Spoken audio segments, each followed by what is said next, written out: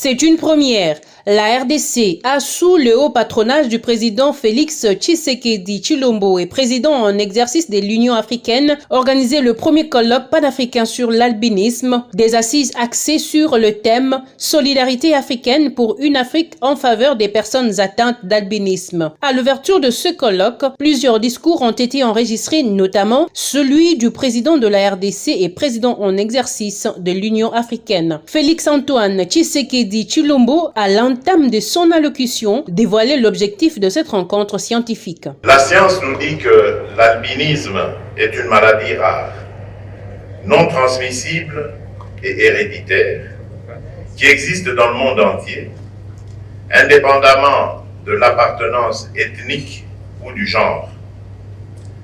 L'albinisme est dû à une absence de pigmentation sur les cheveux, la peau et les yeux. Il n'existe aucun remède à l'heure actuelle. Cette explication scientifique doit nous interpeller sur deux plans.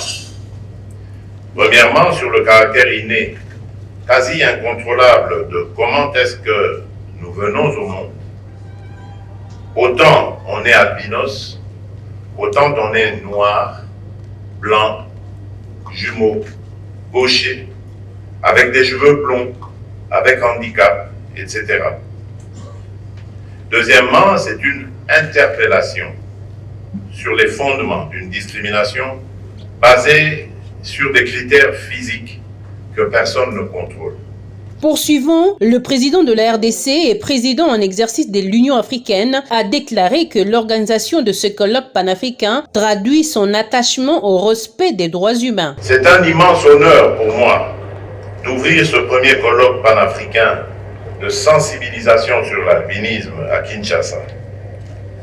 C'est en ma qualité de présidente en exercice de l'Union africaine que je me tiens ici pour exprimer tout mon attachement depuis des années aux valeurs des droits de l'homme et au combat que je mène, que nous devons mener ensemble contre toutes les formes de discrimination. L'autre discours à noter est celui de la représentante du secrétaire général des Nations Unies en RDC. Bintou Keïta a rappelé les engagements des États signataires des instruments internationaux et régionaux liés aux droits de l'homme, notamment liés aux personnes vulnérables en vue de lutter contre les inégalités sociales. Dans bon nombre de pays africains, les personnes atteintes d'albinisme sont victimes d'attaques, de mutilations, de difficultés d'accès à une éducation et une santé adaptées à leurs besoins spécifiques.